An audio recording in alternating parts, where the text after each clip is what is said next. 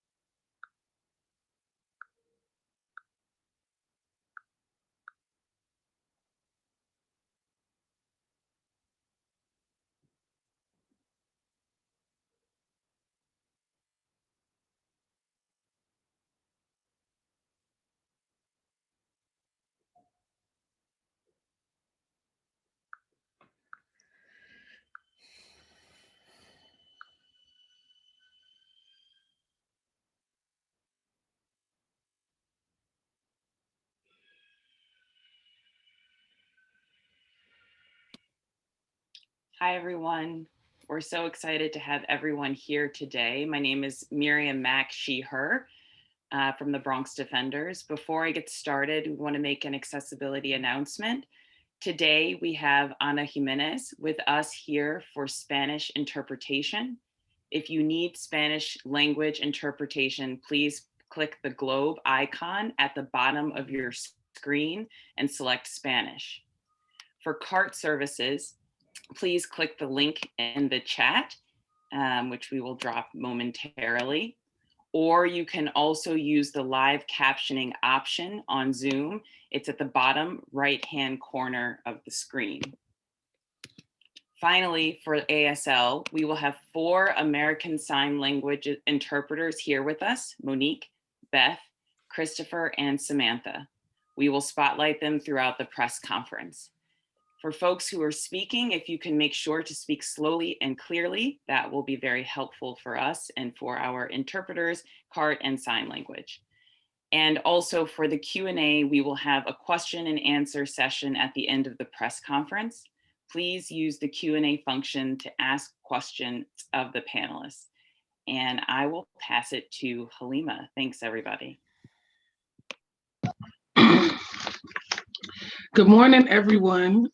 My name is Halima Washington, and I am a Black woman, a descendant of enslaved Africans here in the Americas, a survivor of multiple systems designed to kill me and dehumanize me.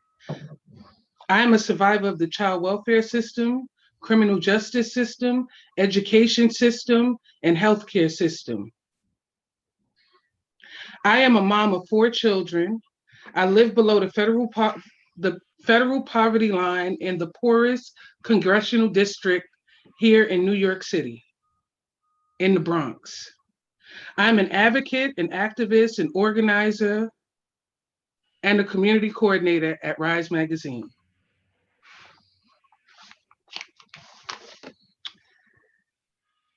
We are joined today by Assembly Member Rosenthal, Senator Brisport, Assembly Member Walker, Senator Salazar, and Assembly Member Hevesy, and advocates all across New York State and beyond.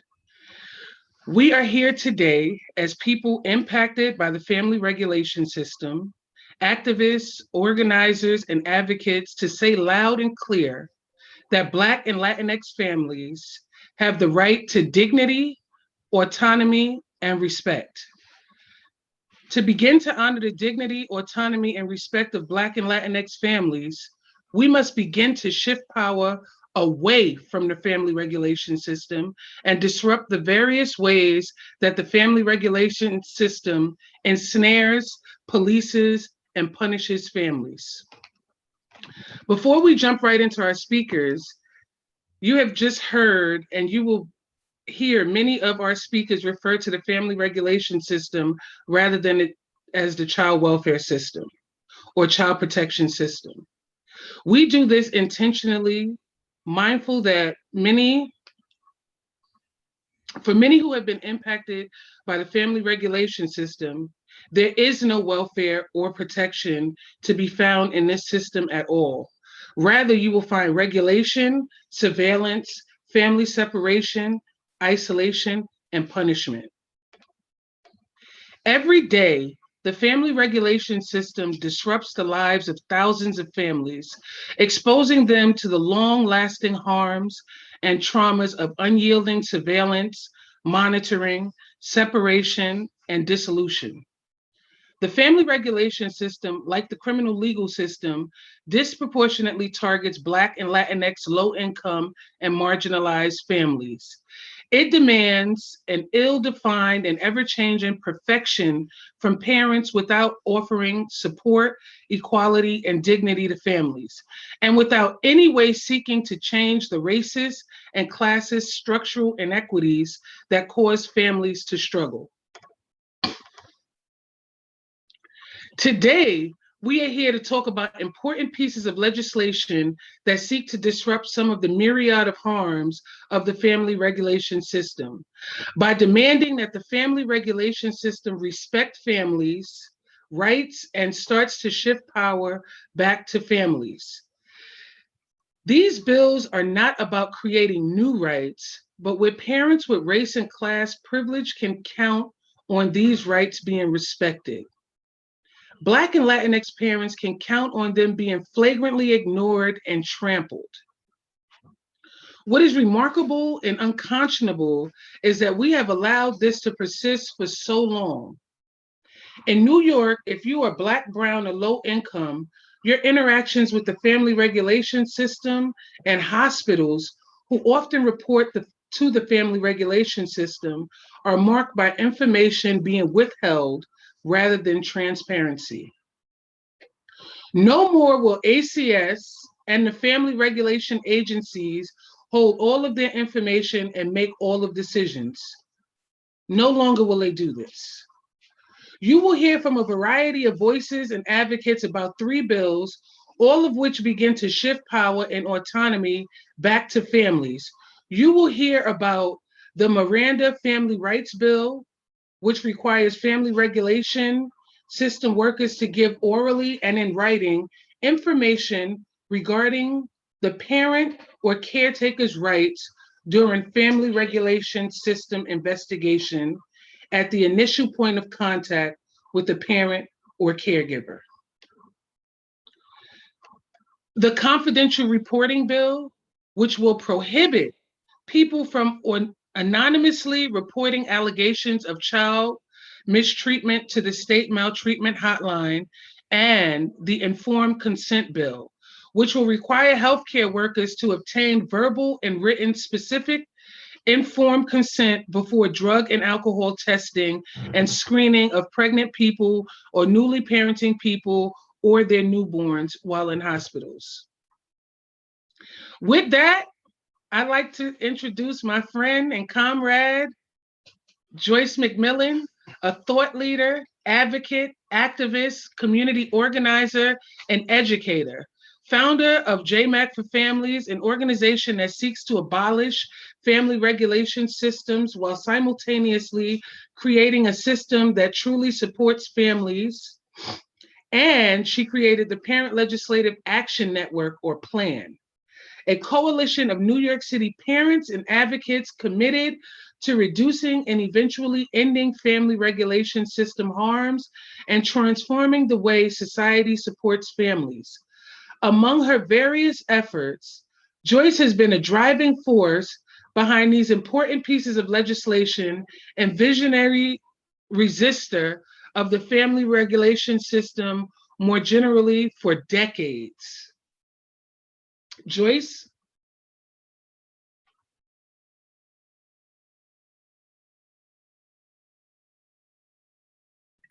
Thank you, Halima. Good morning, everyone.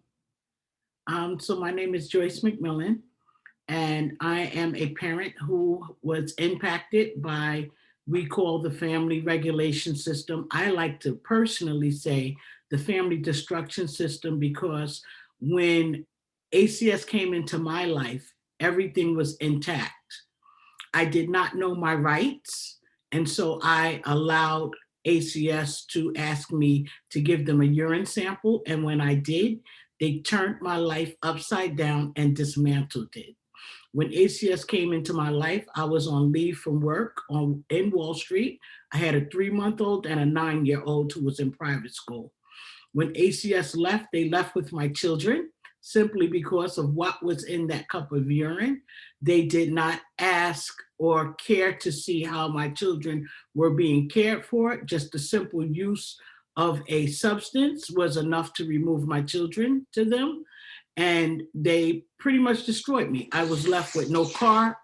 Um, I ultimately ended up homeless because I went into a complete spiral of depression. I became actually addicted to a substance. I lost my credit score, everything. They left me, they completely stripped me of everything. And I think it's really important that families know their rights, whether it's in the hospital setting or beyond. No one should be blindsided by anything that, or anyone that has such power to create such havoc in their life without knowing their rights and being able to exercise the right to have an attorney assist them through the process. The Informed Consent Coalition and the Planned Coalitions have come together to fight the family regulation system of policing and punishment of families. In 2012, the New York Daily News reported that more than a dozen New York City maternity wards routinely drug tested expectant mothers in hospitals that serve primarily low income mothers. And I'm sure that practice continues today. Investigations are not friendly or gentle, they're harsh and evasive. Families have to deal with these investigations, these brutal investigations, oftentimes that are made by anonymous callers who have an axe to grind and is militarizing and weaponizing this system against families. And I say that because 86% of anonymous reports are unfounded, which shows there was no merit to 86% of them. No Miranda rights are read. Therefore, people don't know they have the right to counsel during the investigation period. And they also don't know that anything they say can and will be held against them. ACS has wide discretion in its investigation, and many families experience them as worse than the police. Together, we have the power to reimagine family safety and well being and put safeguards in place that will help keep families together, safe, happy, and thriving. The family regulation system only does two things. Although they like to say and call themselves CPS, Child Protection Services, the fact of the matter is they don't protect children from anything other than success. You don't have to take my word. You can look at their flash report. The outcomes are horrendous, but yet we continue to push families into this system who can only do one of two things: surveillance the family or separate the family. Under the law, a positive toxicology alone is not neglect, regardless of the substance being used. Although that's not how I was treated, it was easy for them to get away with that because I didn't know my rights and I didn't have an attorney to hold them accountable to what the law says. The federal law, CAPTA, says it does not require newborns to be reported to the family regulation system. We are here today because birthing people should know their rights and should be advised of their rights in the hospital setting when giving birth or during their prenatal process. We should not be stopping and frisking people of their bodily fluids without having a medical reason to do so and without advising them that it's being done. And that's the same thing for the intrusive investigations that happen in people's homes. So I want to thank everyone for joining today, and I hope together we can really make this change. And back to you, Halima. Thank you so much for that, Joyce. We urge all of you to contact your elected officials about these important bills and voice your support for these bills on social media. Please use the hashtags #reimagine support, #surveillance is not support. Every day, family regulation agents carry out thousands of investigations, more than 47,000 a year throughout New York, the vast majority of which are unfounded, and in which the vast majority of parents investigated have no idea of their rights. New York cannot allow these injustices to continue. Families are safer when parents know their rights. We urge New York lawmakers to pass this bill and Governor Cuomo to sign this bill into law, not now, but right now. Next, I'd like to introduce Nancy Fortunato, a longtime activist resisting the family regulation system, a parent advocate, and member of PLAN. Go ahead, Nancy. Hello, everyone. Thank you again, Hamila, for that. So, as you know, my name is Nancy Fortunato. I am a Latino mother, grandmother, and an advocate. But most importantly, I am a survivor for many systems, like the family regulation system. As a parent who was affected and impacted by this system, I know firsthand what it is to feel powerless and to fight against a system that's bigger than you and I. But we can make a difference. I'm here today to talk about how this matters to us. We are important people, and our houses matter, family matters, and our children matters. Together, we are here today to talk about how these things matter to us and our families. The active member parent legislation network, I have worked closely with many impacted parents, advocates, and attorneys to move forward the family Miranda rights bill and the confidential reporting bills. You see, the family regulation system believes that they are saving children from harm because of poverty. But when has being poor meant that you and I are intentionally harming our children? These bills can better the lives of many families of color that are impacted by these systems every day because of poverty or lack of resources. It gives parents a voice to speak up for what is right and fair, in addition to unbiased investigation and equal representation for all families by ensuring parents are aware of their rights. I'm talking about our basic human rights that you and I have. But in my community and in your community, those rights are regularly violated during investigations. Investigation often coming from baseless claims from malicious reporting, like an angry ex-boyfriend, a next door neighbor, a family member, or even strangers that know nothing, zero about our families. The Family Miranda Bill and the confidential reporting bills are bills that we are here today to shine a light on and expose it to the world. These rights protected in these bills will be more likely to actually be enforced if both parents and caseworkers are aware that they exist. As people, we have rights, and those rights should not be trampled or ignored. Rights is a tool and empower to do for our race, of the culture, social class, or even gender.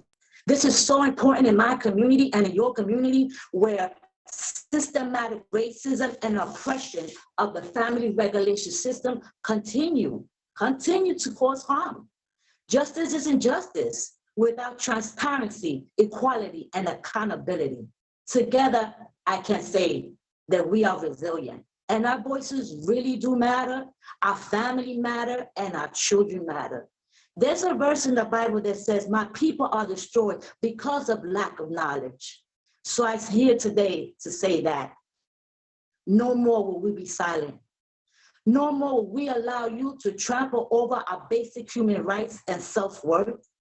No more will we allow the family regulation system to continue to do business as usual and get away with weaponizing the system by keeping us in the dark and taking our children from us just because our families might not look like yours or we may need a little support.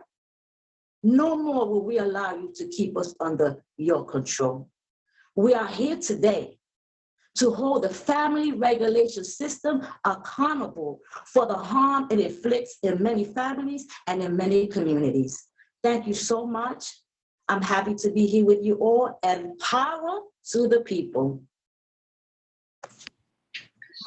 Thank you so much, Nancy, for your powerful words, calling on all of us to respect the rights and dignity of Black and Latinx parents, which make it so clear harms that come when parents are not informed of their rights when family regulation system workers knock at their door. Echoing Nancy, we will not be silent about the systemic racism and oppression of the family regulation system and its continued harms. I also want to take this time to let reporters know that you are free to submit your questions using the Q&A feature. Please include your name and news outlet. Next, I'd like to introduce Erica Brewington, who is going to speak to us about our final bill, the Informed Consent Bill. Erica is a parent who herself was impacted by the harmful test and report practice when she was pregnant, and since that horrific time, has used her voice to agitate for system change to prevent this from happening to other pregnant folks and newly parenting folks. Erica? Good morning. My name is Erica Brewington, and I'm here today because I am a survivor of the family annihilation system. You may call it the family regulation system. I call it annihilation system. Because on August 29th, 2017, I gave birth to a beautiful baby boy, and he tested positive for a substance, Mount Sinai called the family annihilation system, based on a positive test alone. They didn't tell me, they didn't ask me if they could drug test me or my child, and they removed my son from my care, and they insisted that my other two children who was in Georgia on summer vacation come back home to New York so they can remove them from my care as well.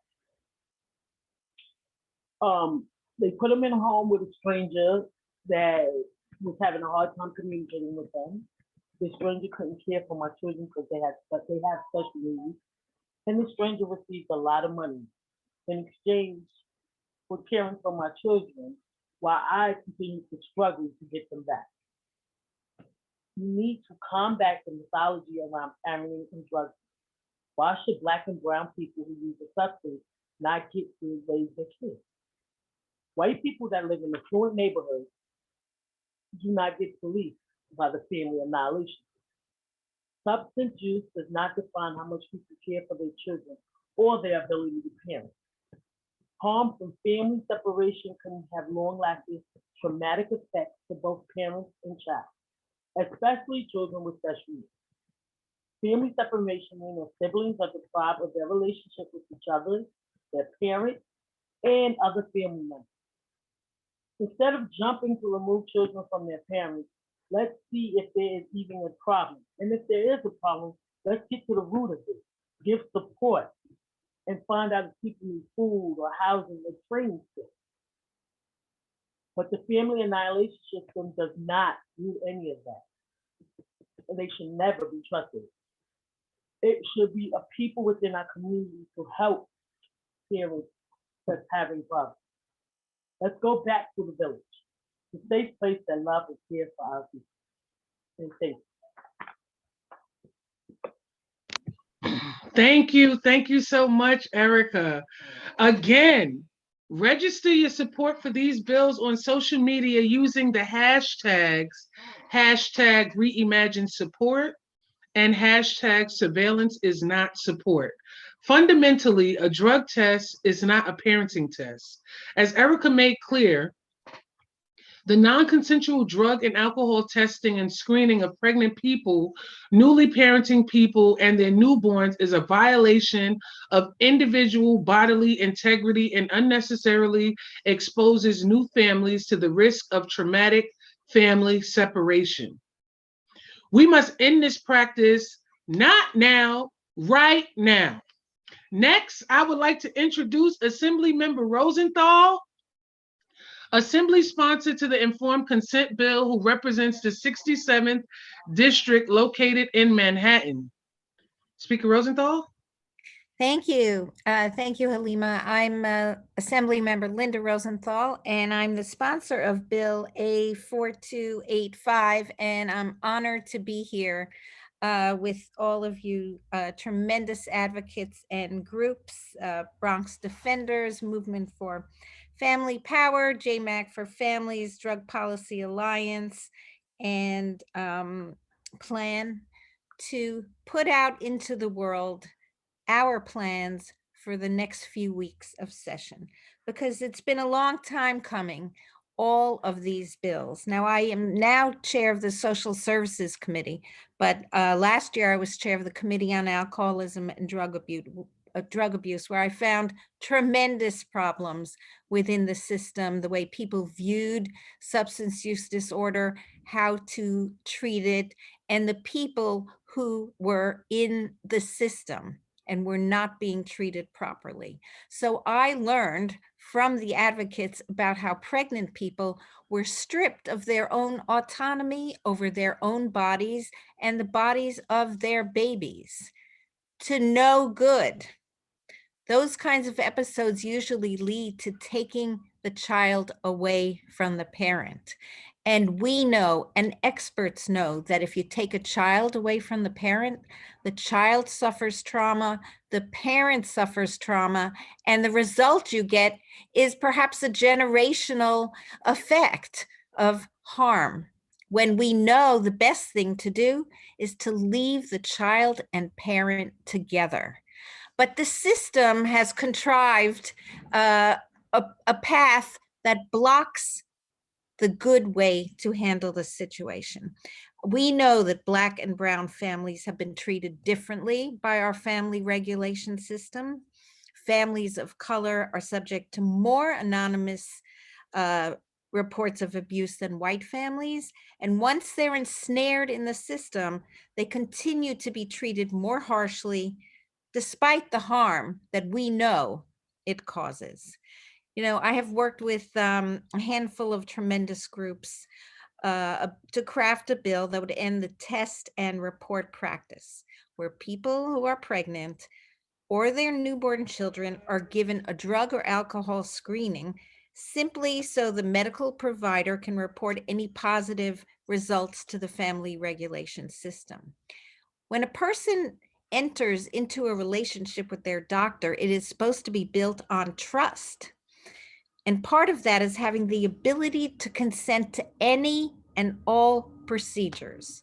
But we know for too many families, that has not been the case.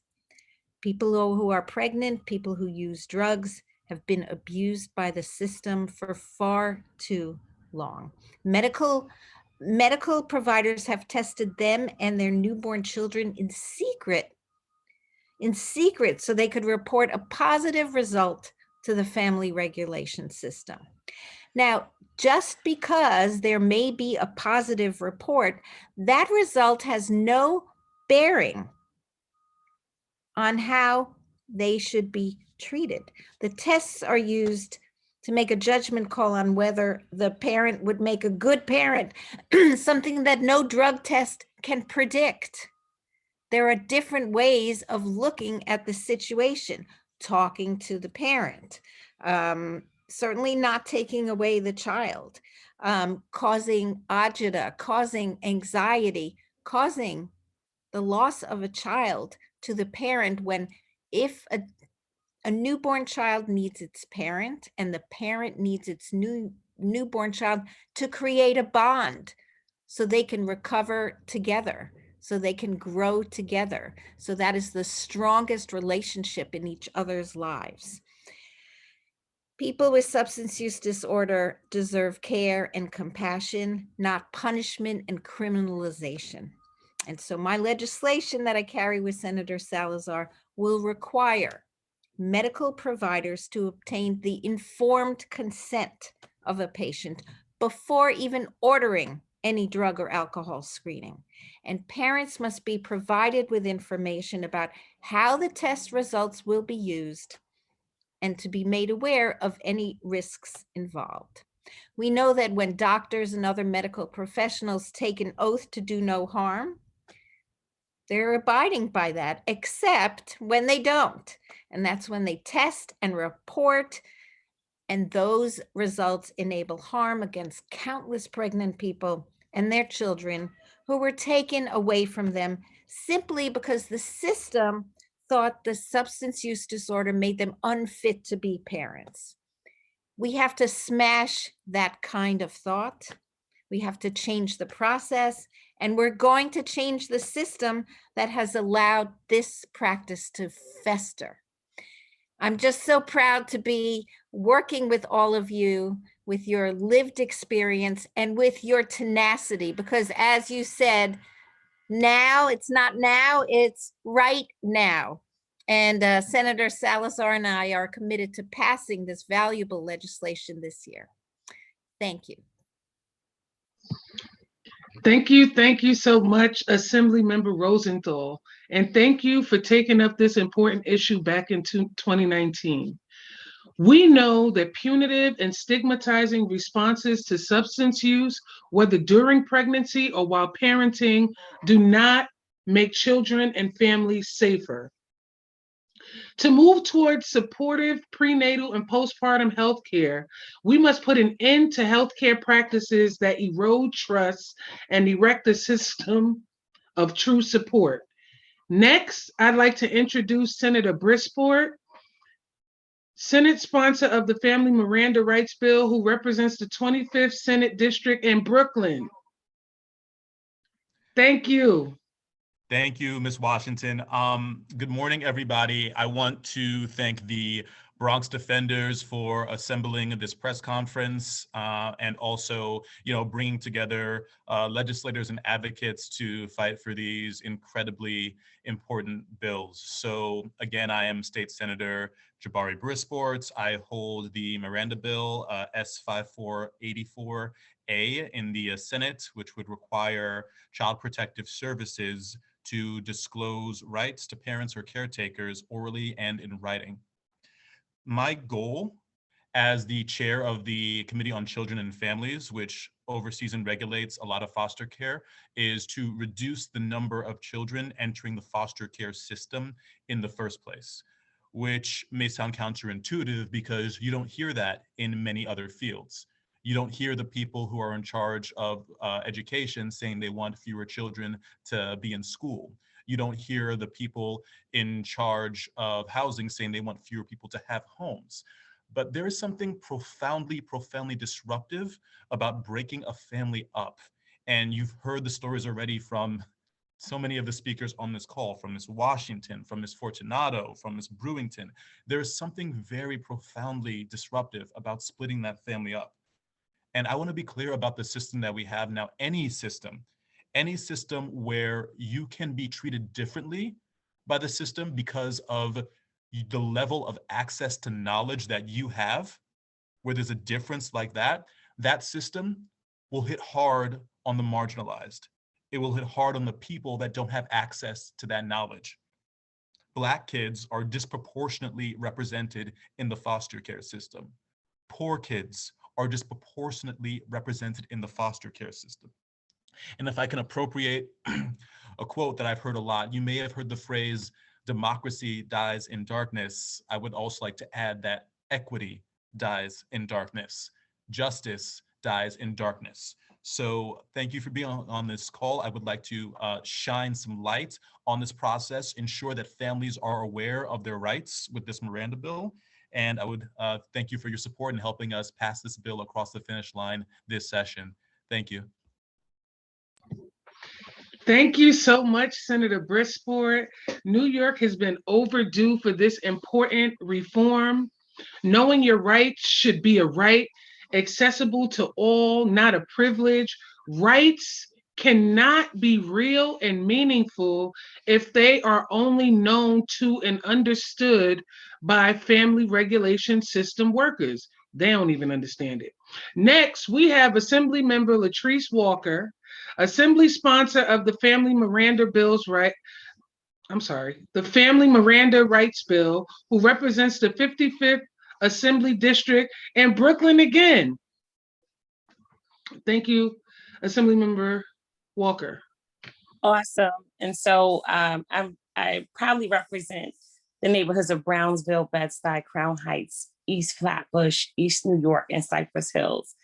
And typically I have a little bit of broadband issues. And so, and the camera stresses it. So I'm going to go off so I don't get disconnected as usual. But I really want to say how super excited I am to be able to sponsor this bill.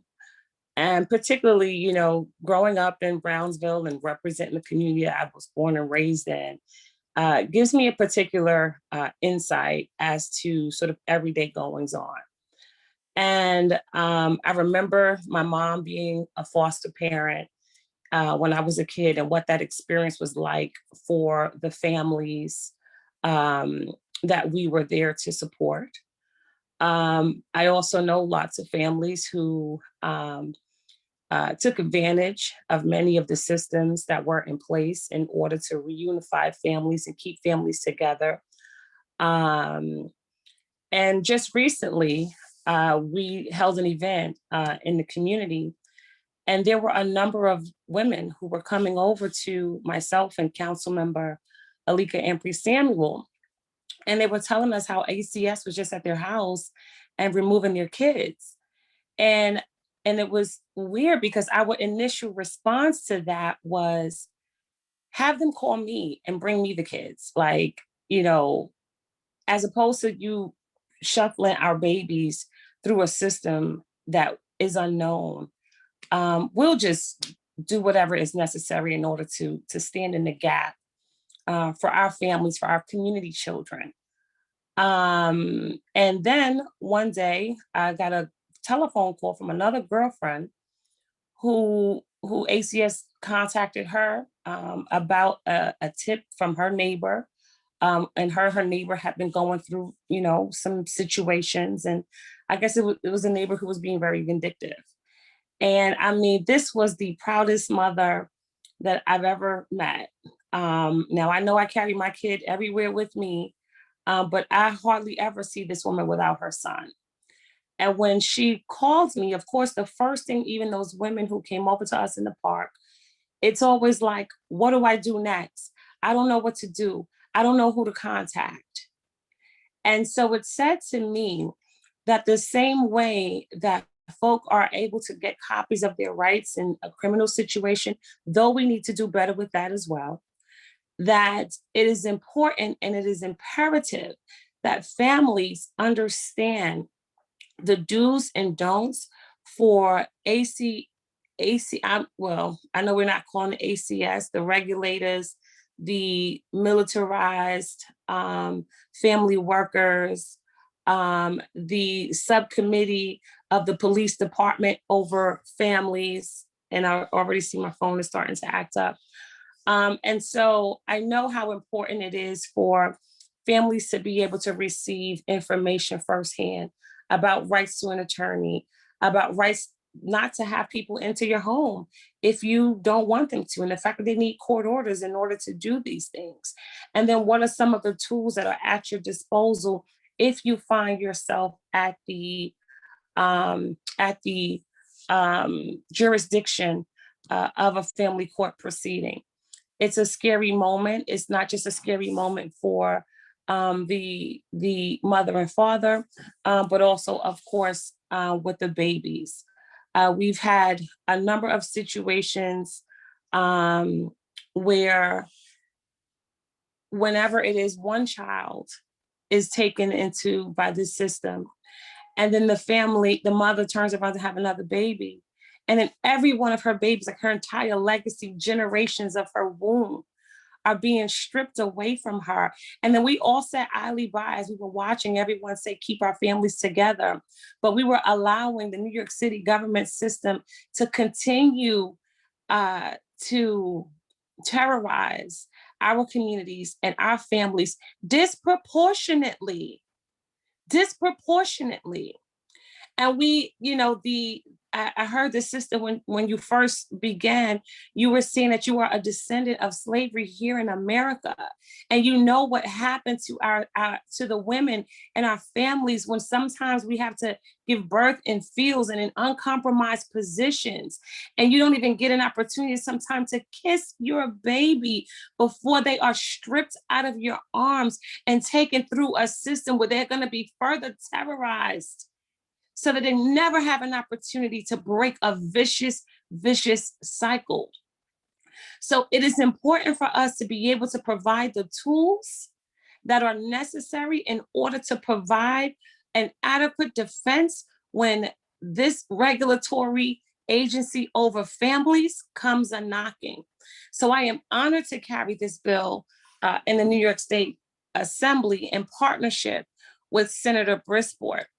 The bill in the Assembly is A6792.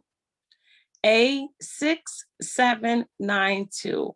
And again, it provides verbally and in writing the rights that are essential for families who have to go through this vicious cycle.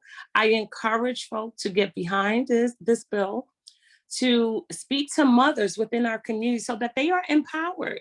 Right? Politics is not a spectator sport. And it can't just be us, sort of going in these roving meetings where everybody who's already in the know is participating.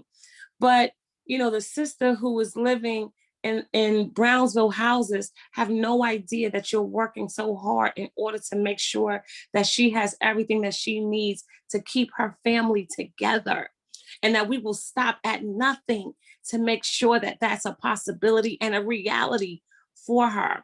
And so while I love to fly 30,000 miles or however that goes in the sky, I'm not an industry chick, I'm an in the streets chick. And so we have to take this fight block by block so that the legislators who are involved will know and recognize and understand really how important it is to pass this bill immediately. Because time is of the essence. Right now, someone is losing their child and someone has to stand in the gap for them. So again, I am Assemblymember Latrice Walker. Thank you so much, Joyce, for all that you do, for all that you represent. I am the president of your fan club, and I am glad that you brought me along with some of my colleagues and a whole lot of your friends, comrades, and colleagues. God bless you all, and have an enjoyable Mother's Day, notwithstanding all of the circumstances that you may go through. There's no rule book in order to do parenting, and we're all learning as we go along. But God bless you in your journey, and whatever it is that I can do to be of assistance to you, I am here for you. I'm Assemblymember Latrice Walker. Thank you. Thank you so much, Assemblymember Latrice Walker. We are co-presidents of the We Love Joyce fan club. Again, we want to reiterate that the Family Miranda Bill is not a massive reordering of the family regulation system or creating new rights, but rather a call for New York to honor and respect the rights parents are already entitled to. Please register your support for these bills on social media and reach out to your local elected officials about these important initiatives.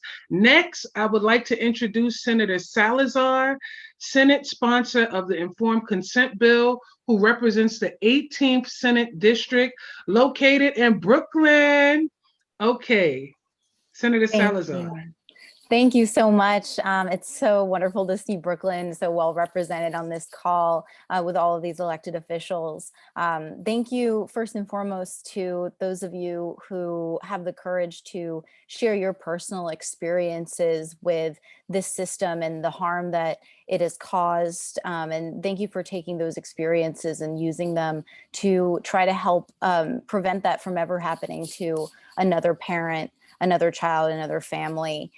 The pandemic that we've all been going through over the past year has really brought attention to the many ways in which structural racism and inequality are perpetuated in our healthcare system.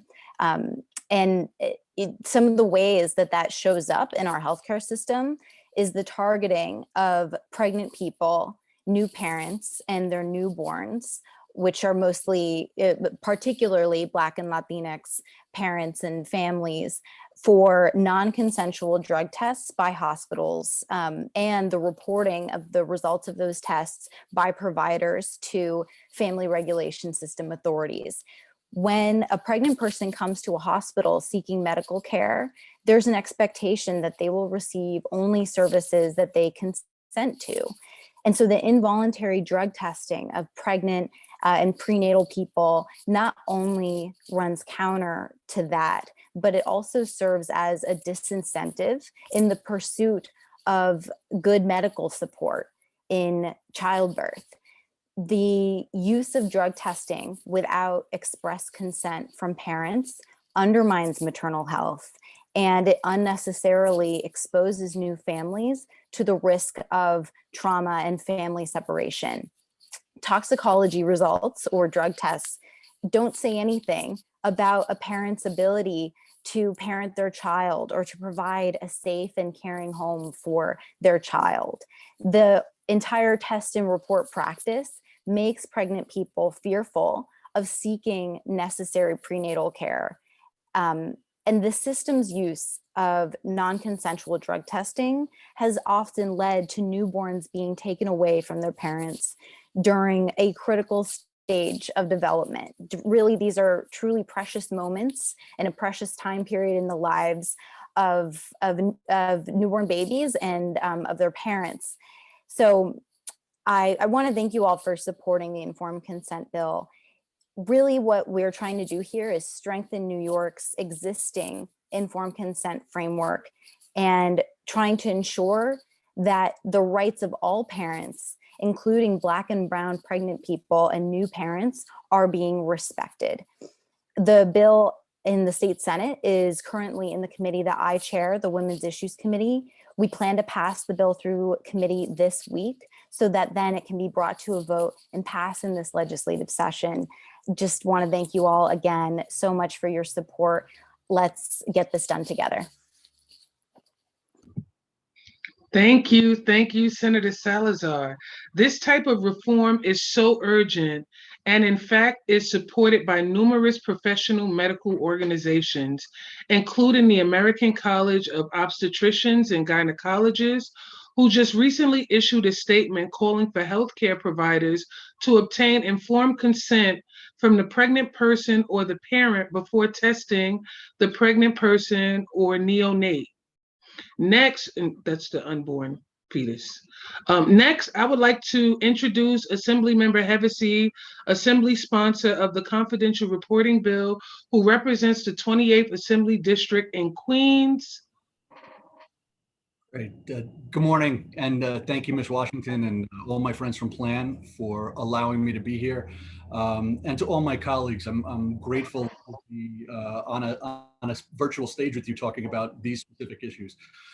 Just a couple of thoughts. I'm not going to speak a long time. So I have recently been appointed as the counterpart to Senator Brisport. I am the Assembly Chairman of the Children and Families Committee.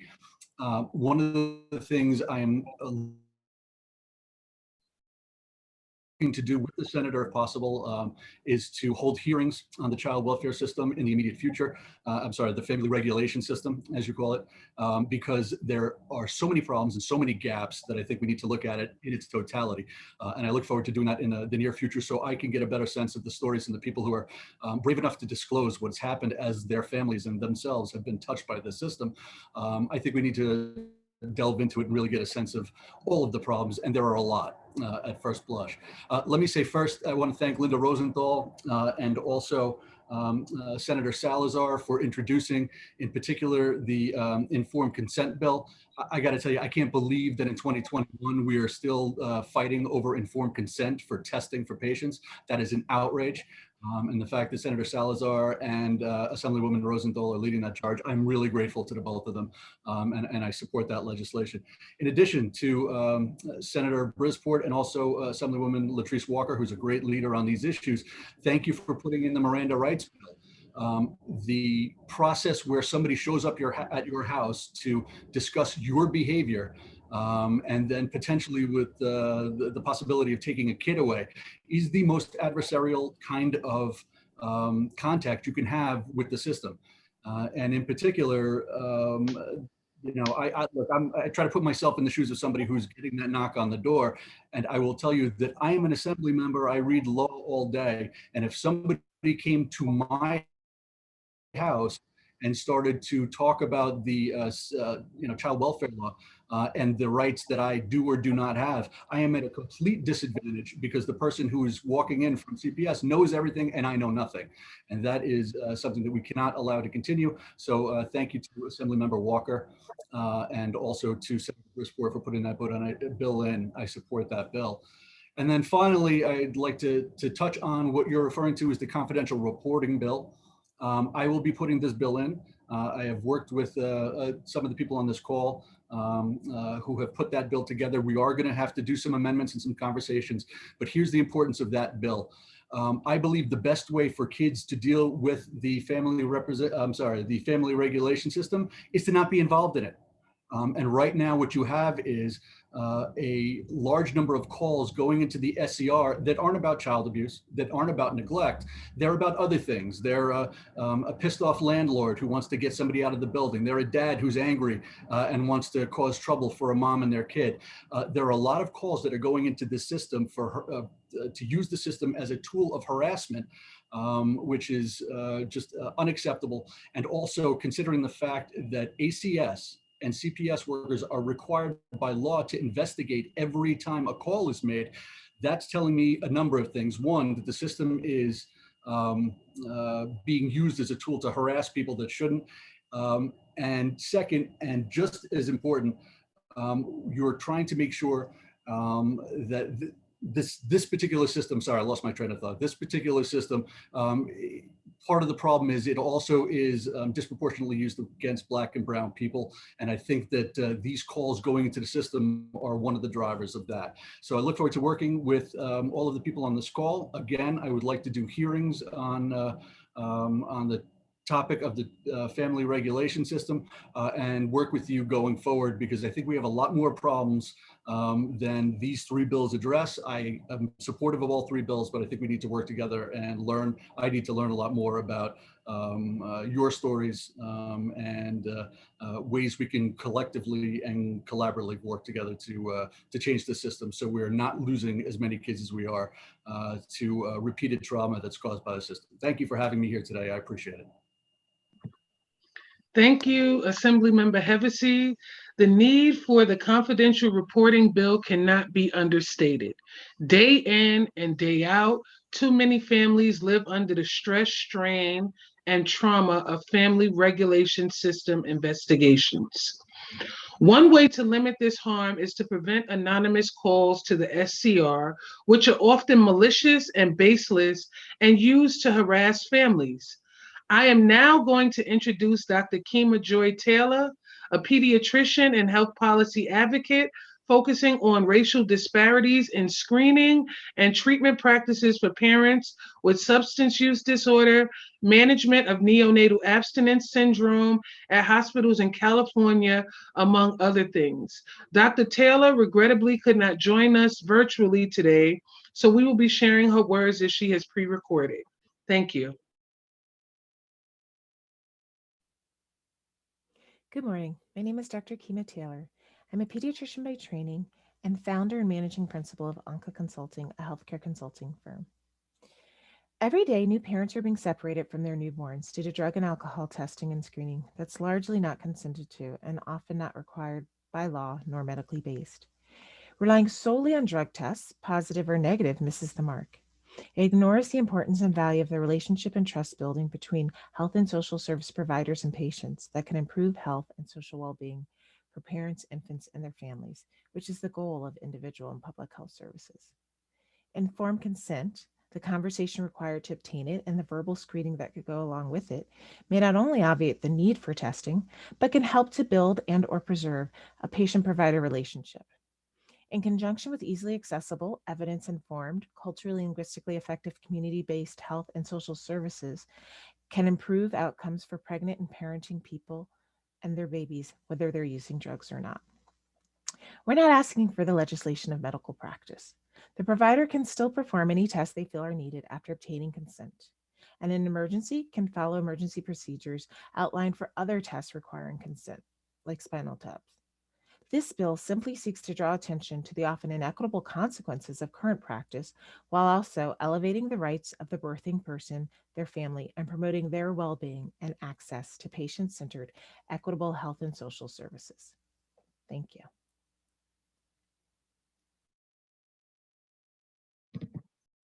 Thank you, Dr. Taylor. Your words also bring to mind the fact that we in New York, and in fact this country, are in the midst of a maternal fetal mortality crisis that falls most heavily upon Black pregnant people and babies. And further, COVID has laid bare the racial disparities rife in our healthcare systems. Critical to addressing these crises is addressing healthcare practices that reinforce racial inequality and oppression and erode patient trust. This informed consent bill is a shift in that direction. With that, I'd like next to introduce Natalia Gibbs, a doula, organizer, and member of the Harm Reduction Coalition. Natalia?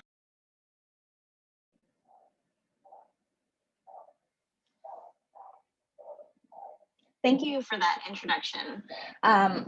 Good morning, everyone. My name is Natalia Gibbs, and I'm from the National Harm Reduction Coalition, a nonprofit that tries to create space to begin to heal the harms caused by the racialized drug policies that we have. I've been working in harm reduction for almost 8 years, but I'm also a full spectrum doula.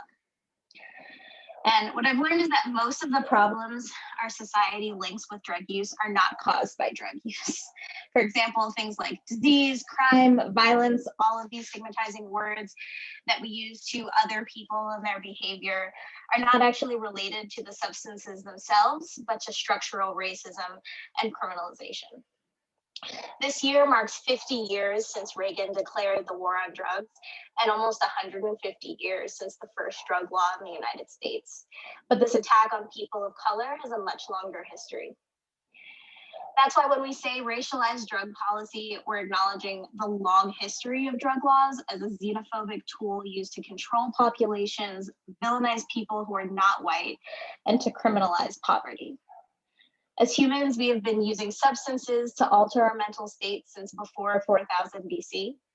And despite the fact that Black and brown people use substances at lower rates than white people, Black and brown pregnant and birthing people and families are unfairly targeted, surveilled, and criminalized by all systems, including at hospitals for tests and reports to CPS. This targeting, policing, and abuse not only affects families today, but this harm continues intergenerationally, and that stigma is internalized as well. CPS is a part of the carceral state and was designed to control and contain our community, and in turn causes a lot of harm itself. They have no tools or resources besides surveillance, isolation, and punishment. So how could they ever be considered a system of support? There is an entire continuum of drug use that looks different for many people. Because we're still holding on to stigmatizing racist and specifically anti-Black tropes of people who use drugs, it's not safe for people to be honest and ask for support. Using a drug doesn't tell you what kind of person someone is or how they may parent. A drug test is not a parenting test, and the idea that it could function as such is a function of white supremacy. There is no good, bad parent binary that this test would be able to let us find out.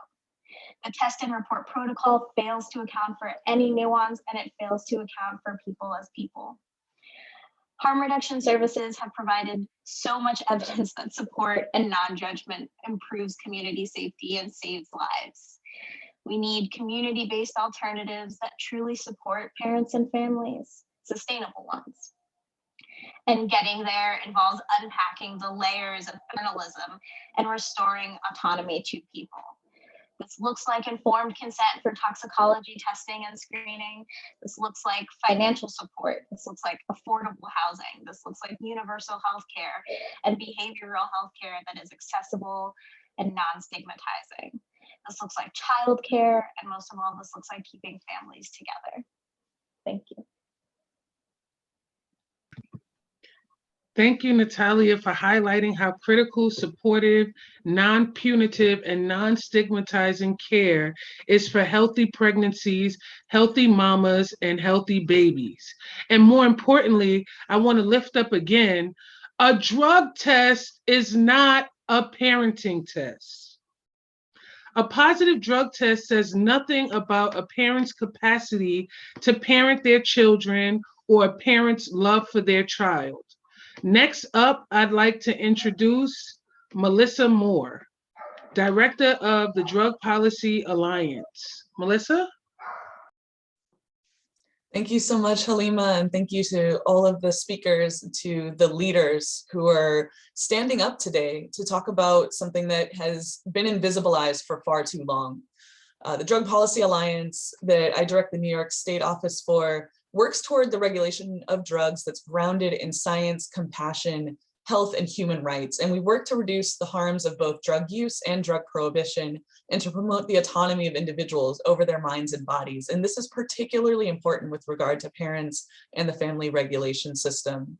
The war on drugs has provided a key tool to perpetuate family separation, especially against parents of color, despite the fact that we know that people use at pretty much the same rate across different groups. But according to drug war logic, any drug use, even if it's only suspected, is equivalent to child abuse, regardless of context and whether there's harm to a child, which often is not the case at all. But the underlying assumptions are that parental drug use automatically is harmful, that parents who use drugs can't be good parents, and that the foster care system can provide better care for children, and that it's better to remove children from their parents than to provide support. But that 100% is not accurate and is not the reality whatsoever. We know that separating children from their parents often leads to the very harms from which these policies are purporting to protect people, and that removal from parental care is associated with long-term problems. And instead, so much of this is about placing the blame on individual parents and on drugs that offers an easy scapegoat and detracts from focusing on mostly the systemic and structural issues like racism, poverty, and the lack of supportive services that people are dealing with. The current practices in the family regulation system and family court systems make many families feel frightened and ashamed rather than supported. Punitive approaches have been shown to disproportionately impact low-income families and communities of color, and this has to stop. Often a finding of maltreatment based on parental drug use or a screen is just based on that, the presence of a substance, which says nothing about somebody's ability to be a parent. And we know that also a positive drug test in many cases can be used as a justification to mandate somebody into drug treatment, which is not successful and is not evidence-based at all. We know that it's used to demonize pregnant people who use drugs, despite a lack of evidence whatsoever between in utero drug exposure and negative long-term health effects. That's simply a myth that has been debunked over and over again, and we need to actually change the conversation, change the narrative here. What we know instead is that the ideal way to support the best interests of children and to keep families intact is to provide adequate supportive services to caregivers to make sure that people actually have the resources that they need to be able to be successful parents. And support looks like ensuring that all parents know their rights when ACX walks through the door, and that they have access to legal services during all points of an ACS intervention and its collateral consequences. And that includes during pre-filing investigations and at statewide central registry hearings. Of course, it shouldn't get to that point, but people deserve to have rights and deserve to have support every single step of the way through this process. And support also looks like holistic community-based treatment models for parents who are dealing with chaotic or with problematic substance use. And that's not every single person in this situation, but for people who are dealing with that issue, we need to have support and resources instead. We know that recovery is best facilitated with adequate time and supportive resources that actually support families and have the goal and the aim of keeping families together. And with that, I'll pass it back to you, Halima. And thank you so much, everybody, for all of your work on this issue. Thank you so much, Melissa. The Informed Consent Bill gives us an opportunity to begin to disentangle substance use from the drug war ideologies that underlay the criminalizing and stigmatizing responses that we still see today. Next, I'd like to turn to Chris Gottlieb, research scholar and adjunct professor of clinical law and co-director of the NYU School of Law Family Defense Clinic. Chris? Thanks very much, Halima. As someone who has studied New York's family regulation system for 20 years, I want to emphasize how unprecedented our current conversation is. Families impacted by the family regulation system have long viewed it as harmful to their children and to their communities. I have spoken with literally hundreds of youth and parents who report again and again that this system has treated them wrongfully. But it is only over the last year, as our country has come to a new kind of reckoning around racial injustice, that the government and private sector authorities who run the system have begun to acknowledge that change is needed. The United States has a shameful history of separating families based on claims that the separation is in the children's best interests. Yet it is not only through hindsight and the historical lens that we can understand that family separation is traumatic and surveillance is not support. We can recognize these truths and take action today. I want to thank in particular the elected officials who are here doing just that and who are backing up their words with legislative action. They are listening to parents and their advocates who are saying it is time for real change. And let us be clear, structural racism demands structural change. That's why each of the three pieces of proposed legislation we're discussing dig to the roots of how families get unfairly enmeshed in the family regulation system. At the same time, I want to highlight that each of these bills is about moderate common sense change. We're not talking about radical, controversial moves. These are basic steps to make the system more fair. Take the Family Miranda Warning Bill. Surely informing people of their rights is the most basic first step toward ensuring that those rights are respected.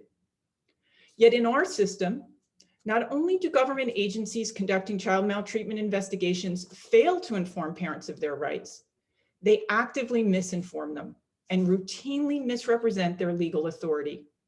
They regularly demand entry into homes in the middle of the night without court orders.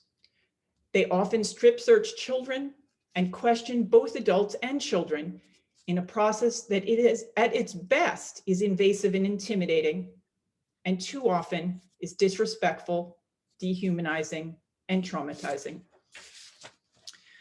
Mayor de Blasio's Administration for Children's Services has been particularly vocal in verbalizing its commitment to addressing racial injustice.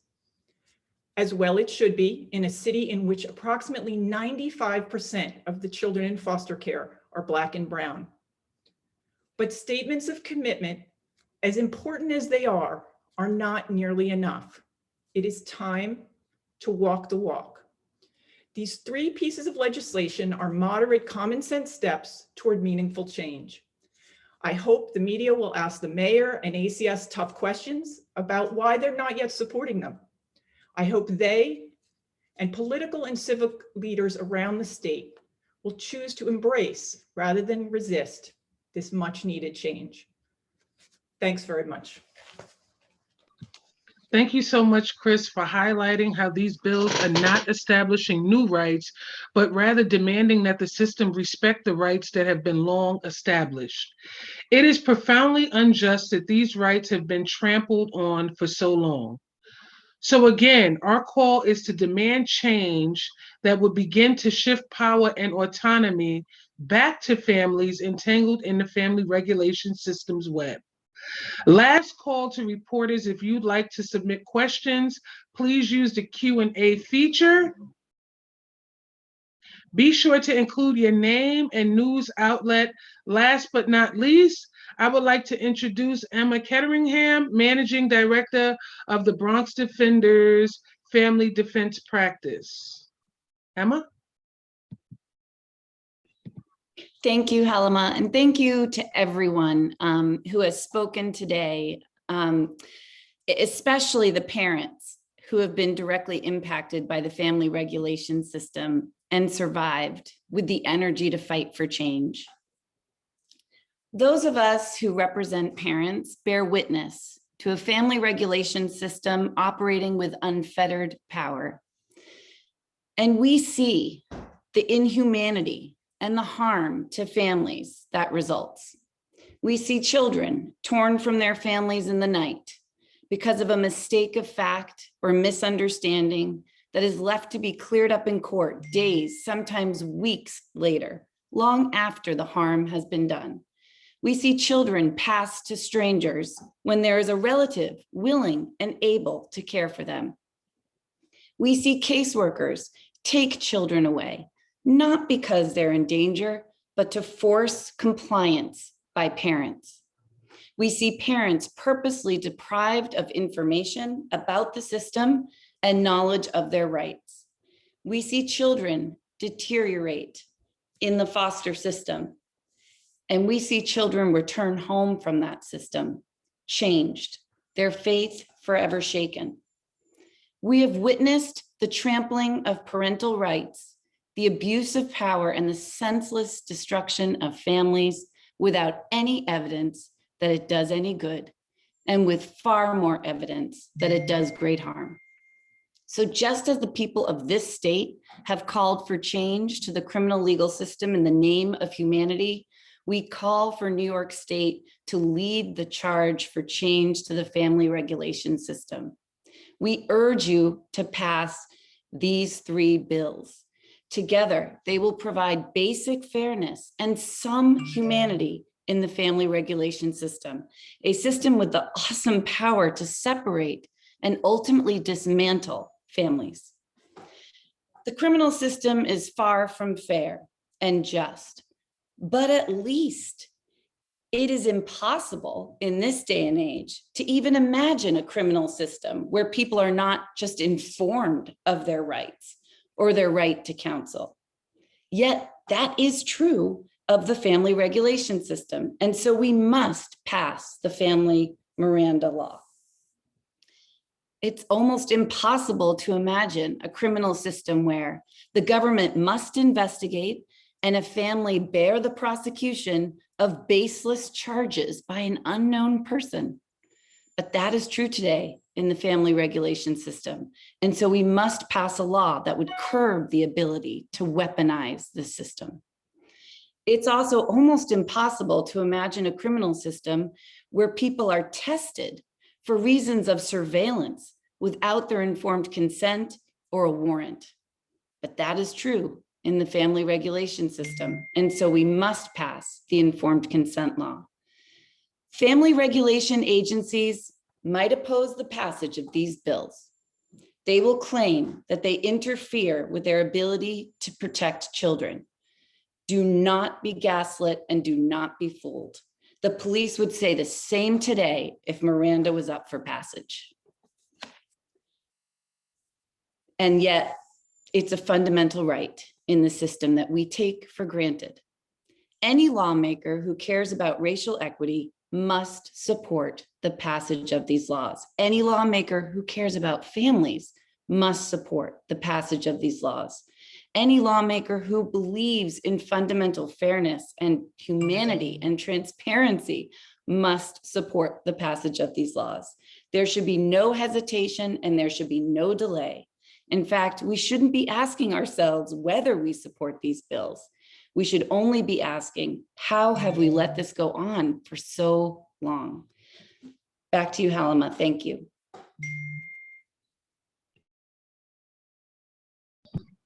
Thank you all for joining us today. For any questions, please use the Q&A function. And I thank you all for joining us here today and listening to our webinar. I'll just jump in really quickly. My name is Jessica Prince, and I'm an attorney with the Bronx Defenders and the Family Defense Practice. We have a few questions in the chat. The first question I'm going to direct to Joyce McMillan. It's about how folks can get involved and what they can do to help get these bills passed.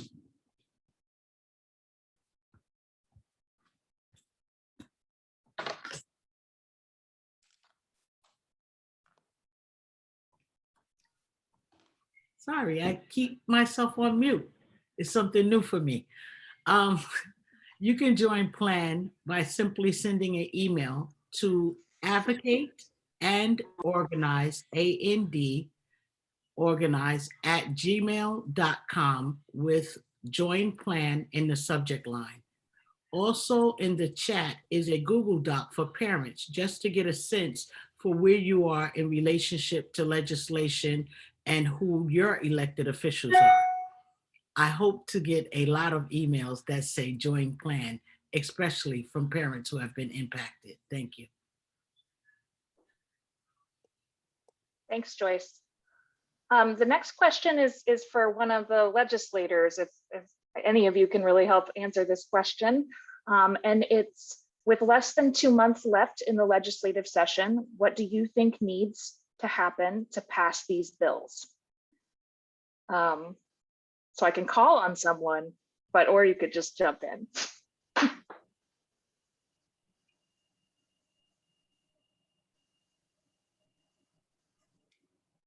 Jesse, you want me to jump in on this one? I definitely do.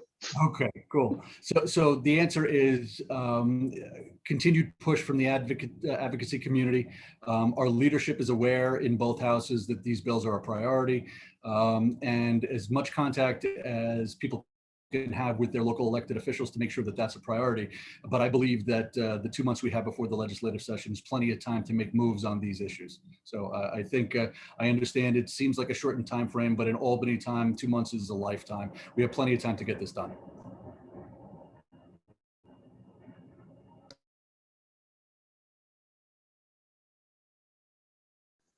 Thank you so much. And I'm just gonna check the chat real quick to see if there are any more questions.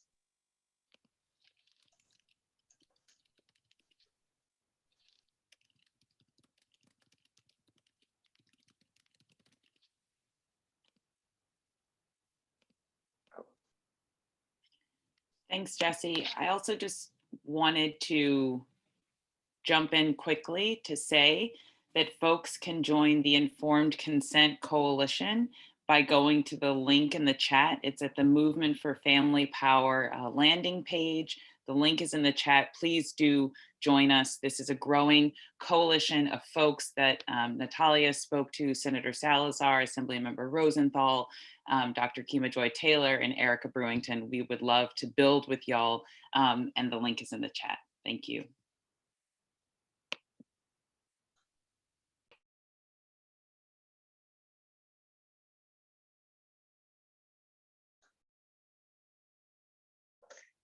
Okay, so I think we're going to wrap this up. Thank you so much to everyone for being here. This has been really, really great. And we're excited to work with all of you going forward. There are some questions that were in the chat that we're going to follow up with folks afterwards. And so if you have any questions, we'll put our emails in the chat, and you can let us know if you need anything. But thank you again, and we look forward to working with you.